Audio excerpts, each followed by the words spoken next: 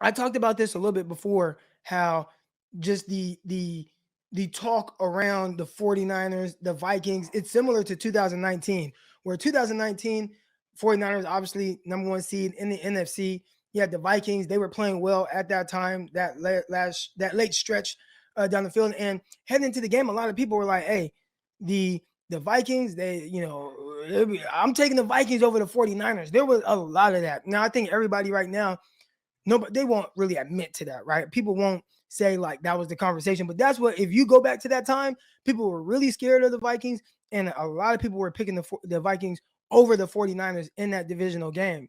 And this reminds me of that, like where everybody's talking about everything that the Vikings does so well, which there are things they do well. I think they run the ball well with Dalvin Cook. They definitely have a vertical passing game. When you look at Kirk Cousins' numbers, 21 touchdowns, 2 picks. We'll get into that. Throwing the ball downfield. You got Justin Jefferson, you got Adam Thielen, and everybody talks about everything that they do so well and why it's going to be so difficult for the 49ers. And they don't talk about all the things that the 49ers have going for them. And they've made it to where the Vikings are like, yeah, they're 3-point dogs in this game. I think we all know that you get 3 points when you're playing at home. So if this was a neutral site field, it would be a pick 'em. And I get that, but there are a lot of people that are like, they're scared. These teams mirror each other extremely well, just like they did 2019. 2019, they were pretty much the same team, built on stout defense, wanting to work through the run, then big play action, just the schemed up shot plays, right? They mirrored each other, with how they played. And I think that's the case right now. And even more so than mirroring each other with how they play, I mean, their record is the same. They're both 5-5. They're both on 2-game winning streaks moving forward. I'll tell you what the big difference is right now. The big difference right now that I've seen with the Minnesota Vikings as opposed to the 49ers is the 49ers, or the Minnesota Vikings, they jump out to leads. They've done that to I was just watching the Baltimore game over. It was 14-3, Vikings were up. Now Vikings ended up losing in a shootout. I think the final score is 34-31. Obviously Lamar Jackson, I mean, he could definitely play at a high level, but they jumped out in the big lead in that game. They jumped out in the big lead against the Green Bay Packers. Obviously Green Bay came back, made it a game, and they kind of had that back and forth late, but ended up being a shootout. You see some of the things that they're able to do to really build these leads up, and then they just ultimately lose them.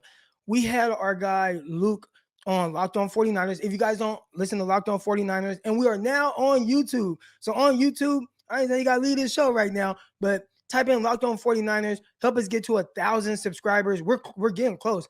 We just started this up, Monday? I think we had our first episode Monday on there, or maybe Sunday night. Yeah, Sunday night, I think. And we're almost at 1,000 subscribers. So Locked On 49ers, make sure you guys subscribe to the YouTube channel, but also listen to the show as well on podcasts and whatnot. But we're looking at that, and Luke Braun brought up how in like every game, the Vikings have led by at least 7 points in the first half. It was something along those lines. All right. So they jump out to leads. And now the 49ers don't want to get in that position, right? I think most people would tell you the 49ers can't play if you get down 7. I don't think that's the case. I saw the 49ers against the Packers fall down, 17-0. Now, obviously, if the 49ers want to run the ball 40 times, it's not ideal to fall behind. And I think everybody just says that the 49ers have to play a certain way to win. I don't think that's the case. I don't think that they have to run the ball 40 times to win. I just think that's the most ideal way for the 49ers to win. We can't take our foot off the gas if we are up 17-0 at half. We need to work on our ass no matter what team it is in the situation, and play our best football for 90 minutes. I agree. I play the best football, but I can't even. The 49ers haven't really been, I mean, outside the last couple of weeks, I guess they have really jumped out the leads, but I think with the way the 49ers play, man, they definitely want to be able to control the clock a little bit more. I hear that narrative, but I think that's everybody, right? Don't most teams want to run the ball well, work the clock, sustain long drives. Like most teams want to do that. Now, obviously, teams score different ways. There are some that, get the ball upfield quicker. But if you ask most coaches to their core, what's going to lead to victory? Run the ball well, control the clock, don't turn the ball over, play good defense, win the game. So 49ers have done that to a T the last couple of weeks. Now, can you keep it going? And again, I don't know if that's sustainable, but I do think that the 49ers can win in a different way, more so than 90 minutes. I glossed over that. 49ers, they can win different ways. I just think the ideal way is to really control the clock, which, again, how sustainable is that every week to be able to win that way? I think that's tough, especially when you have a defense that can play well, but I don't think the defense is like dominant. Croc, do you think Norman or Mosley will be on Jefferson? Oh, so far, what we've seen from the 49ers,